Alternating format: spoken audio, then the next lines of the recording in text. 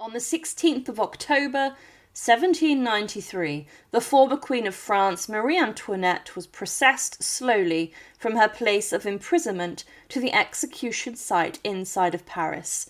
She had been condemned to death for being a traitor of her people during the French Revolution, and she was to be executed months after her husband, King Louis XVI.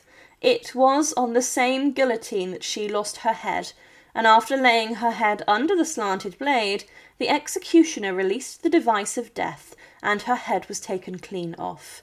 Her head was then shown to the crowd, and people gasped, and there is even one image of her head being displayed on a large pole so that everyone could see. After this, it was then placed inside of a coffin with the rest of her corpse and was buried. In the past, we have covered the discovery of her remains within the Madeleine Cemetery decades after her death, but where is her head? The French Revolution began in 1789, and Versailles became a dangerous place for the royals. In October that year, a mob of Parisian women, angry over bread shortages, marched to Versailles and forced the royals to move to the Tuileries Palace in Paris. The move placed them under the watchful eyes of the revolutionaries. The turning point came in June of 1791, when the royal family attempted to flee to the Austrian Netherlands. The flight to Varnes failed. They were recognised and brought back to Paris under armed guard. This shattered any remaining illusion that the king and queen could coexist with the revolution.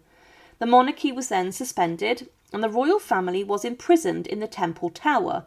4 months later, France was declared a republic. Louis XVI was tried for treason and guillotined on the 21st of January 1793, leaving Marie Antoinette widowed and politically irrelevant, but still dangerous to the Republic as a potential rallying point for royalists. In August of 1793, the Committee of Public Safety moved Marie Antoinette to the Conciergerie, a high-security prison often called the antechamber to the guillotine. Her cell was small, damp and heavily guarded. She was kept under constant surveillance by gendarmes with little privacy, and during this time she suffered further personal losses. Her son, Louis Charles, styled Louis XVII by royalists, was taken from her and placed in the care of a revolutionary cobbler, Antoine Simon, who was tasked with re-educating him in revolutionary principles. Under duress, the child was made to accuse his mother of incest, a charge that would be used at her trial.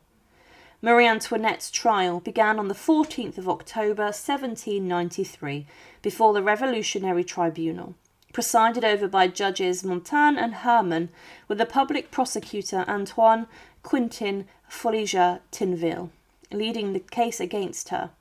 The indictment accused her of depleting the treasury through reckless spending, engaging in espionage and communicating with Austria and other foreign powers, plotting with counter-revolutionaries to overthrow the Republic, and the most inflammatory charge, incest with her son, based on the coerced statement from Louis Charles. When the incest charge was raised, Marie Antoinette refused to answer, instead turning to the women present and saying, "If I have not answered, it is because nature itself refuses to respond to such a charge made to a mother. I appeal to all mothers present." Her words drew murmurs of sympathy, even from hostile onlookers. One female market seller in the gallery reportedly cried, "I believe you, madam." Despite these moments, the trial was a foregone conclusion. Witnesses called against her and included former servants and guards, many with grievances or revolutionary zeal. The jury deliberated for less than an hour before returning a verdict of guilty on all counts, and at 4 a.m. on the 16th of October she was informed of her sentence, death by guillotine, the same day. Unlike Louis XVI, who had been taken to his execution in a closed carriage, Marie Antoinette was placed in an open tumbril cart, the same used for common criminals, as a deliberate humiliation. The cart rattled over the cobblestones, escorted by soldiers and flanked by drummers to drown out any sympathetic cries. Crowds thronged the streets, to watch her final journey. Some jeered, shouting insults like, "Down with the Austrian," and others were silent, struck by the sight of the Queen sitting upright, hands bound, staring straight ahead.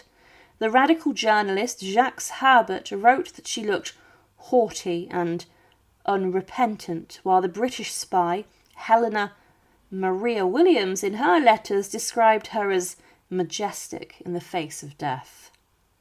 Arriving at the scaffold, Marie Antoinette stepped from the cart and climbed the wooden steps. Executioner Henry Sanson later recalled that she accidentally stepped on his foot and immediately said, "Pardon me, sir, I did not do it on purpose.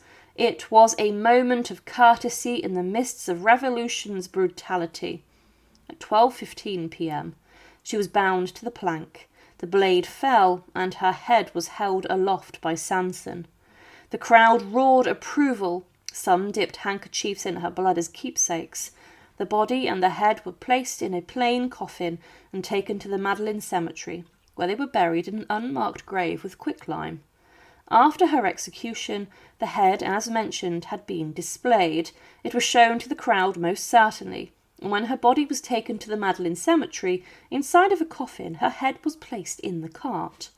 The burial saw the Queen's head actually be placed between her legs in an act of disgrace. This was done for high-profile burials of those who were executed on the guillotine.